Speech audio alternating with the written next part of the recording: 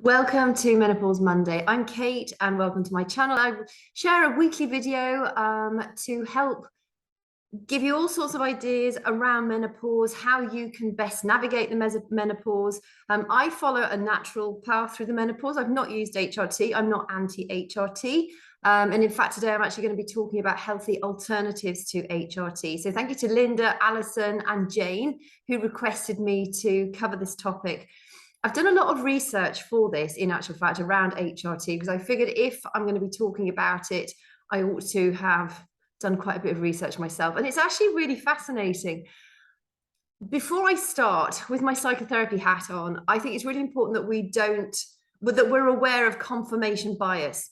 That essentially means that we decide we want something, we want a certain outcome, and then we look for the information to prove that outcome. And no matter what you look at, wherever you might be searching for information, there will be the pro camp and there will be the anti camp.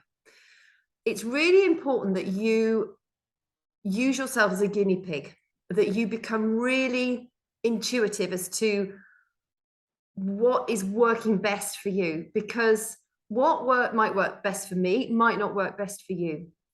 And some ladies will do all the lifestyle changes and do all the healthy alternatives to HRT, and they will still need HRT to help support them through. If you read and listen to some people, they all say, yeah, HRT is a no-brainer. We all need to be taking HRT. So I think it really depends on your family history, how you are navigating the menopause already, and how you're feeling, how are you managing those symptoms. We have receptors for our sex hormones all around our body. They're in our brain, our joints, our eyes, our lungs, our heart, everywhere, skin. And that's why we get such a myriad of symptoms. You might suffer with some symptoms more importantly than others. I tend to have, for me, the symptoms that were the worst for me were brain fog and hot flushes. And I know that when I make certain lifestyle changes, I can get them under control. Right now, I'm having a lot of hot flushes purely because I'm not following my own dietary advice. I'm under very high amounts of stress at the moment. I'm not sleeping very well. And I could do things to help myself. And like most of us, some of those things I'm ignoring. So that also makes me want to really just stress the importance of there's a difference between knowing what you need to do and actually doing it and seeing it through. So I just sort of set that out before we start, because I think a lot of us know what we need to do, but we just for some reason find it really hard to make ourselves do it. And it's the ebbs and flows of life. I think aim for 70 to 80%, not perfection, but getting it right. And let the 20 to 30% be the crappy stuff and the stuff that doesn't go quite so well. And the days when you just think, F it, I'm going to do what I want. Sometimes we just need to let steam off, and that's all part and parcel of the process. So this is not dogmatic, it's not dictatorial. I'm just literally going to share some things, some facts with you, and some stuff that might help you decide whether to approach HRT, whether to try the alternatives first, or indeed use a combination of. I don't think you need to fall necessarily in one camp. Even if you're using HRT and you're getting good results, you still need to be living a healthy lifestyle. You can't be doing HRT and smoking and drinking all the alcohol and not sleeping and not exercising and not getting outside into nature to get your vitamin D. All these things still apply whether you're on HRT or not. So a lot of the common symptoms are things like hot flushes, sleep problems, what was it, brain fog?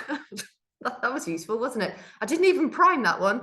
Did I say hot flushes? Brain fog, joint pain, anxiety, irritability, spontaneous anger, dry vagina, muscle soreness, fatigue, dry eyes. I get dry eyes as well, actually. Depression. When I was first thinking I was going through the perimenopause, I got offered antidepressants. Antidepressants have been categorically proven to not work for low mood in menopause. So if you ever get offered antidepressants, I know it's really hard because so many of people that I know have. The research points to the fact that it has no help whatsoever. If you have sleep problems, often you'll get offered antidepressants too. Listen, if they're working for you and you're getting results, great, stay with it.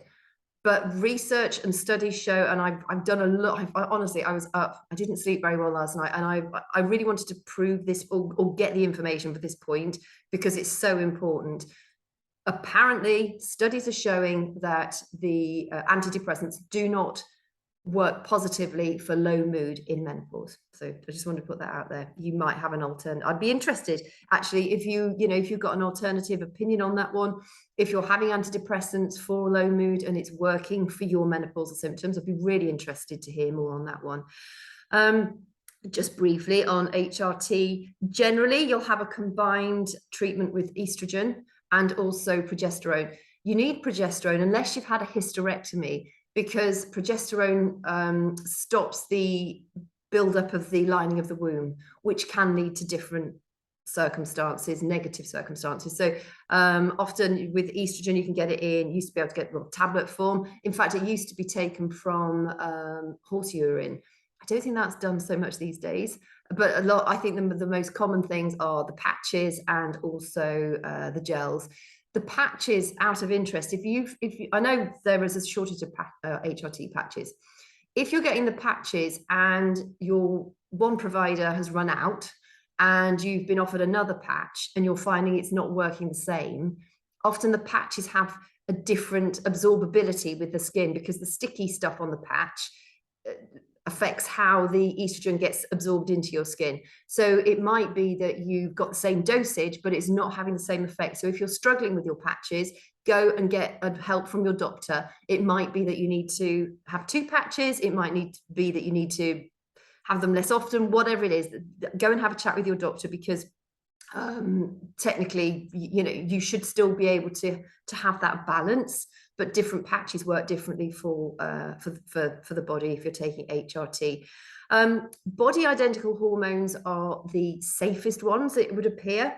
And I've also listened to some really good, I couldn't include everything in this, otherwise it'd be super long. But I've listened to some really interesting research as well that has pretty much said the cancer risk for if you're on HRT is not really there at all.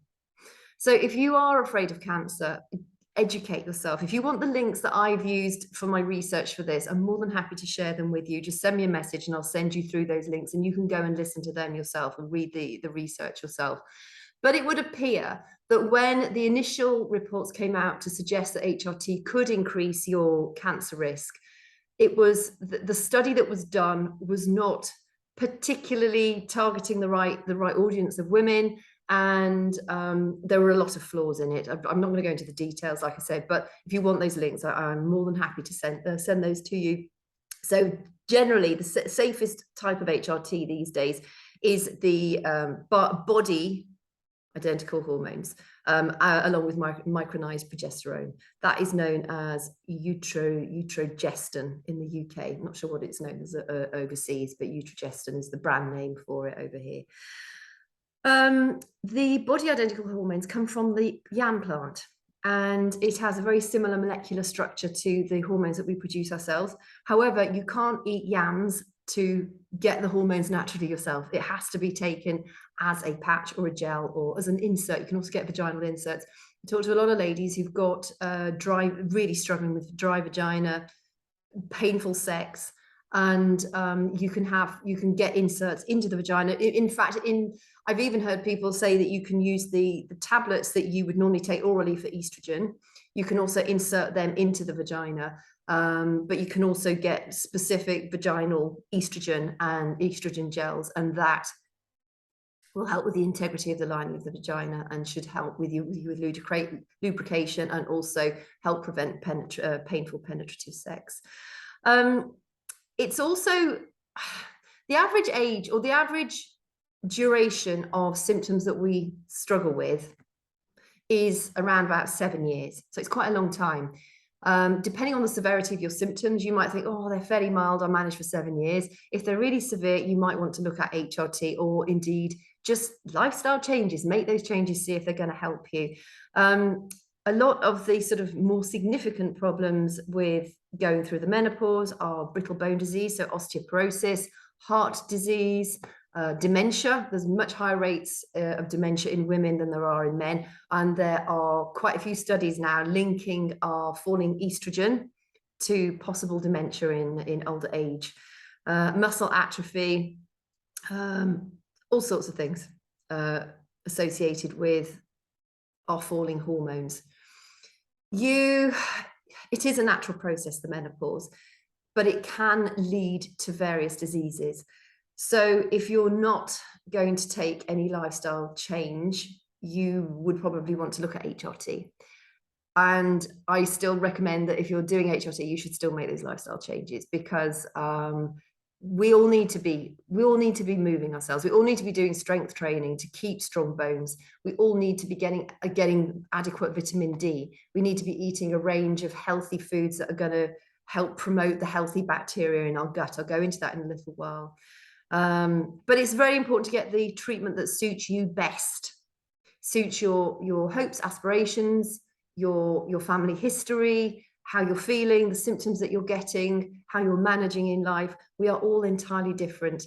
And that's why I said at the beginning, it's really important to become your own best guinea pig, so that you know what works best for you, and only you can be the one that feeds that back to your menopause specialist or your doctor or whoever it might be. Interestingly, we produce even more testosterone than we do estrogen. As we talk about menopause, estrogen really is the main one because we have so many receptors for it in our body, but we also produce a lot of testosterone. Testosterone is not actually licensed for use with women. It is regulated, but it's not licensed. So a lot of menopause doctors at the moment, they will give you a smaller amount of testosterone if they feel that you need testosterone support as well. So just be aware of that, because you don't want to be overdoing on the testosterone if, like, your partner takes testosterone gel, or for instance, because it can lead to PCOS, it can lead to male pattern baldness, it can lead to facial hair, deepening of your voice, all sorts of things like that. So you must be aware of that.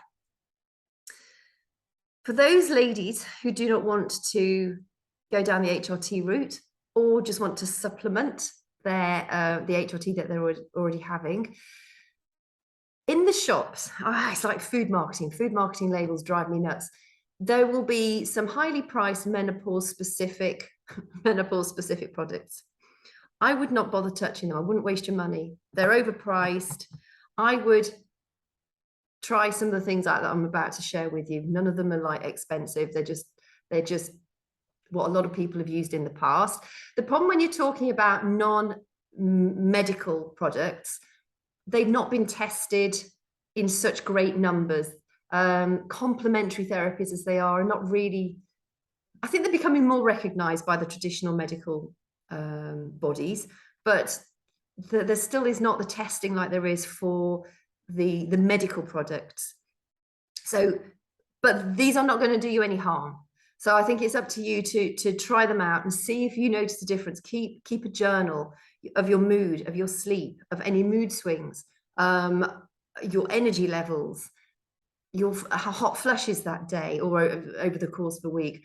What I would suggest you try is the things I'm about to suggest with you is incorporate them one at a time and see if you notice a difference. If you don't, stop them after a month. If you do, continue with them. It is about being your best guinea pig. Now, one thing that we all really need more of, unless you're lucky enough to live in a sunny climate, is vitamin D. Vitamin D has positive effects on literally every aspect of our life. It's anti-cancerous, it protects our heart, it's good for our happy hormones, it strengthens our bones, it helps us assimilate various happy hormones. It's an absolute necessity. So, I mean, right now I'm in Scotland. It's very grey outside. It's bright, but it's grey. I suppose on a day like today, I'd probably need to be getting out for a minimum of 45 minutes. But vitamin D supplements also are pretty effective.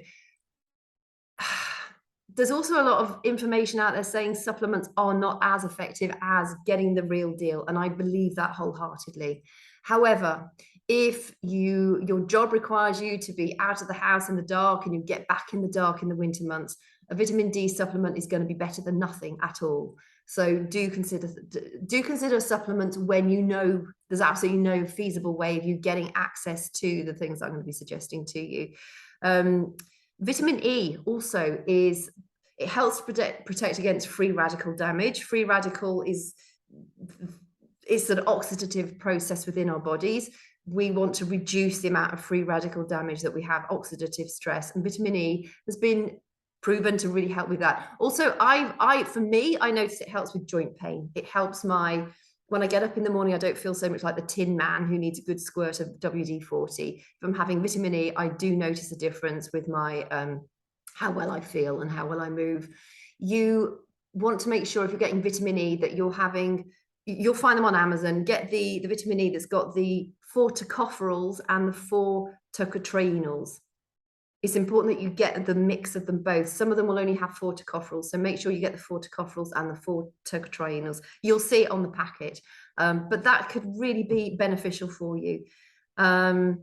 There is some evidence to say that folic acid helps with hot flushes. I've never taken folic acid myself, so I can't comment on that personally. But again, it could be one of those things that you could have a look at. Make sure that you're eating a lot of nuts, legumes, as in chickpeas, whole grains. They are going to be really good with the B vitamins. B vitamins are important for our brain health, for our nervous system. So if you're struggling with low mood, anxiety, irritability, you might need B vitamins. If you're vegan, and I mean strictly vegan, so you don't eat meat at all, you will need a vitamin B12 supplement. You can get that in the form of nutritional yeast. I love nutritional yeast. I eat meat as well, but I just love nutritional yeast. But B12 is one of those things that you will lack if you don't eat meat. And that's, again, another very important B vitamin that we all need. But vegans do tend to miss out on that. So make sure that you're getting enough of that. So B vitamins are very helpful. Sage, there are preliminary studies are suggesting that sage can help as well. It can help with night sweats and hot flushes, that sort of thing. So again, I've read that sage as a supplement is the most effective way to gain benefit from it. I cook with a lot of sage. I also do get hot flushes, but I think my hot flushes are set off more from the wine that I drink in the evening and the odd bottle of beer that I have, and the fact that I am under an awful lot of pressure at the moment. And you'll find that your hot flushes you might get triggered by different things. I find that if I wake up and I'm anxious, I get a hot flush. If I'm thirsty, as soon as I realize I'm thirsty, I get a hot flush. Food doesn't trigger it to such a degree. Caffeine does. I love I normally have 2 cups of coffee a day. I love my coffee, but again, I have a price to pay. It will set me off with a hot flush. As soon as I have my first mouthful, I get a hot flush. Spicy food might set off hot flushes, so just be aware of that. Calcium is also incredibly important, as well as exercise for our bone strength, teeth, and also all sorts of different cellular messaging that calcium is required for in the body.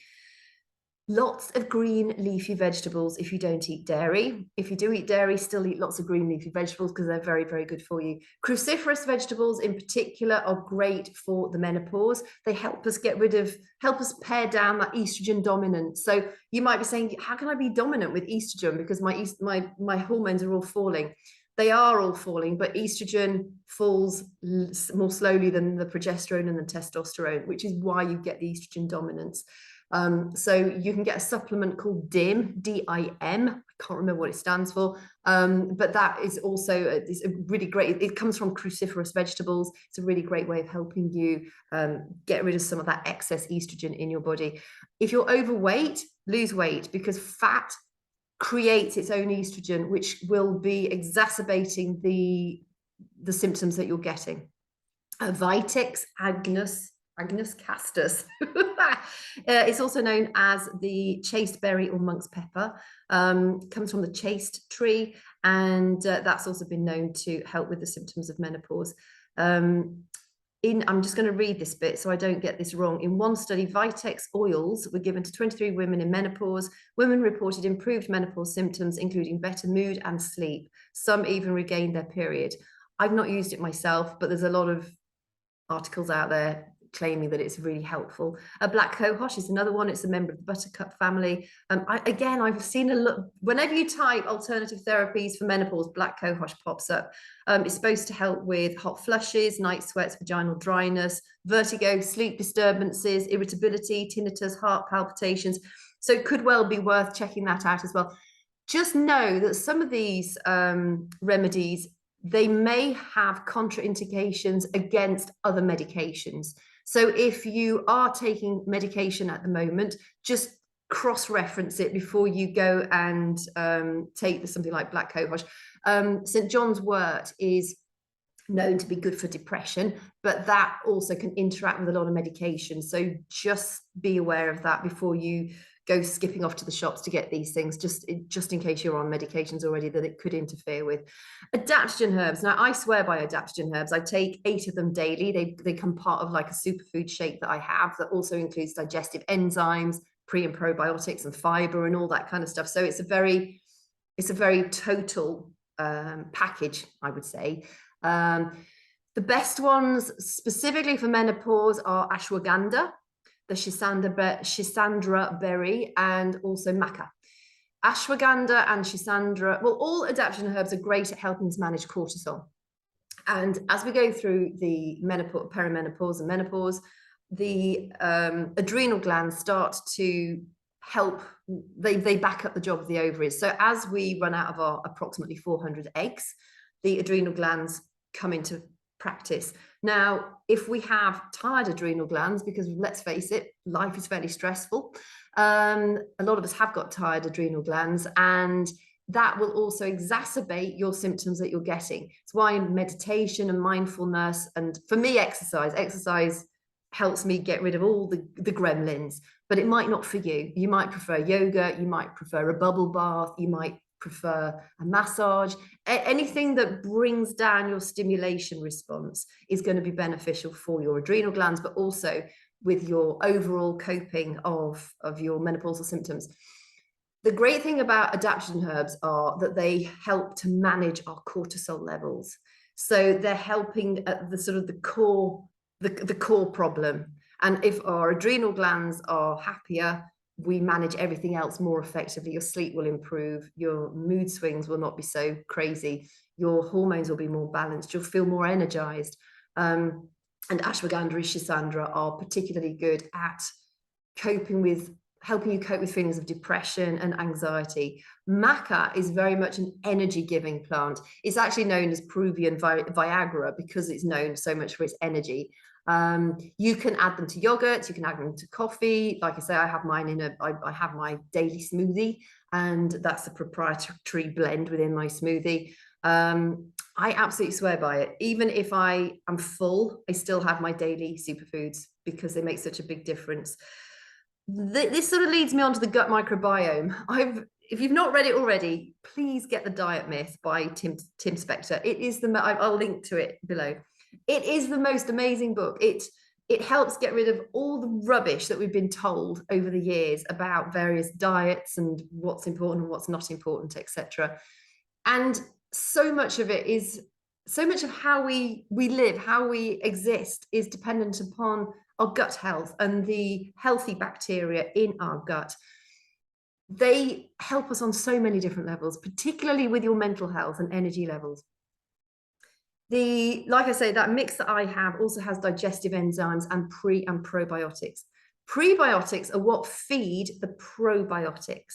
So probiotics are things like you get probiotics is essentially a lot of fiber. So that's why eat lots of vegetables. Aim for 5 pieces of vegetable a day and 2 pieces of fruit in an ideal world, and drink lots of water. Even though he says we're told to drink more water than we actually need, but it certainly works for the ladies that I work with to help with weight loss, and most of us don't drink enough water, and it really is beneficial if you're trying to lose weight. So the pre and probiotics are also incredibly important. I mean, our gut microbiome starts from our mouth and ends up with our anus. The whole thing from our mouth to our stomach to our small intestine to our colon to our anus is all that gut microbiome. And when we've got a healthy balance of good bacteria, everything flourishes so much better. You can also eat things like fermented foods. I brew my own kombucha. I think I'm going to start to make my own kefir as well. That's a fermented yogurt. You can buy supplements, healthy bacteria, probiotic supplements from the health food store. If you are going to get a supplement, make sure you've got over 15 healthy bacteria strains in it, 15 different types of bacteria. Because what you don't want to be doing is having like a daily supplement that's just like overpopulating 1, 2, or 3 different types of bacteria. Also be very mindful of the healthy bacteria yogurts in the shops that are sweetened. Check out the sugar level in them. If there's anything over like 4 grams per serving, you should put it back on the shelf. You're probably paying an awful lot for something that isn't doing that much good. Bet you're much better off to go and get like a proper healthy bacteria supplement from the health food shop that has got at least 15 different strains. A lot of yogurts have them in the shops. Make sure it's unsweetened. Lactobacillus is one of the best types of strains that you can get, but have a look, you know, you can read it, you can turn the pot around, have a look on the label at the back, and you'll see how many bacteria are listed in there, and make sure you've got a good supply of those. Yeah, and so that will make a big difference to your energy levels, how you manage stress, how you manage anxiety, how you sleep, your breath, your gut motility. A lot of us become more constipated, or we might get symptoms of IBS as we go through the menopause. If you've got a healthy gut, it's like the launch pad of your life. A healthy gut impacts literally every aspect of how well you live. And thankfully, there is more and more being lectured and written and shown, proven about this. But if you I read that book, it is absolutely fascinating. Prebiotics, like I say, feed the probiotics. Things like garlic and onion, 2 of the easiest prebiotics you can be adding to your meal every single day, and those feed the healthy gut bacteria. So the prebiotics feed the probiotics. Move daily, whether it's a walk, whether it's strength training. Really, you should be strength training if you're menopausal. If you are running around like a crazy rabbit and just doing cardio and cardio and cardio and not getting the results that you used to get, it's because cardio does not work effectively once you're going through the menopause. You still do cardio, but it has to be a much pared down. You don't want to be stressed. You don't want to be spiking your cortisol levels for too long with cardio. That helps contribute to the belly fat you're probably trying to get rid of. Strength training is by far the best. And also cardio is involved in a lot of strength training, particularly when you're lifting your arms above your head. You'll find your heart rate going up. That is a form of cardio. It's a safe form of cardio. If you want any help getting started with your health and fitness, just message me. That's what I specialize in. I work with ladies all around the sort of menopausal age in general, and we get some amazing results. You're not starving yourself. Don't believe in starvation. Deprivation doesn't work. You're not calorie counting. Calories are not created equal. Those systems are just a load of rubbish. Please read or listen to The Diet Myth. You will learn so much from it. So, and always remember that beware that confirmation bias. Make sure you're reading and listening with an open mind, because it's very easy to think, oh, no, I don't want to do HRT. And so I'm just going to read the articles that refer to cancer and stuff. Or no, I don't want to do the natural approach. I just want the quick fix. It really isn't a quick fix. It can take quite a long time to get the right type of HRT balance for you. And also, if you decide to come off HRT at some point, you might still then go through symptoms. I'm reading a lot of research that says, why would you come off HRT? You would stay on it for the rest of your life. I don't think that's what I would want to do personally. I might be wrong. I don't know. Just do I want to be doing it? But then there's a great camp also. I mean, it makes great sense that when you come off HRT, your hormone levels reduce, which then puts you at risk, higher risk for heart disease and dementia and osteoporosis. So maybe HRT for the rest of your life is the way to go. Like I say, I haven't used HRT. I'm going the natural route. I feel fine on it. I feel actually really happy on it. Yes, I have a few random symptoms, but nothing major. And I think, my mum went through the menopause well. She's a very strong woman, and she never had, in fact, she tried HRT because her doctor put her on it, and it didn't, she just felt awful on it. So she's living proof for me, in my mind. Please don't let me sway you one way or the other, but in my mind, she's living proof that she's doing actually really, really well. So I will leave you with that.